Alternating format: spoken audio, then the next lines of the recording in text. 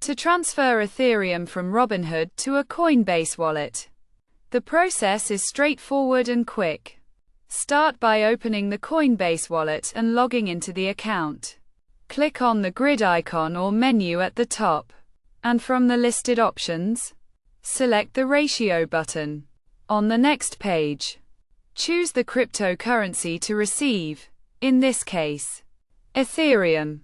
This can also be done by using the search bar to find Ethereum. The next step is to select a network. Choosing the Ethereum network. This will lead to a screen displaying the Ethereum wallet address.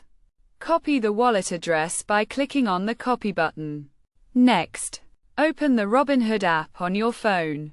Log into the account and click on the search icon, which may be located at the bottom or top of the screen depending on the version. This will open up the browse screen, where you need to click on the search bar. Type in Ethereum and select it from the crypto section. Scroll down to find the send and receive options, and click on the send button. Enter the amount to transfer in dollars and click continue. You can either scan the QR code from the Coinbase wallet, or click on the enter manually option to paste the copied wallet address. After pasting the address, click on the review button.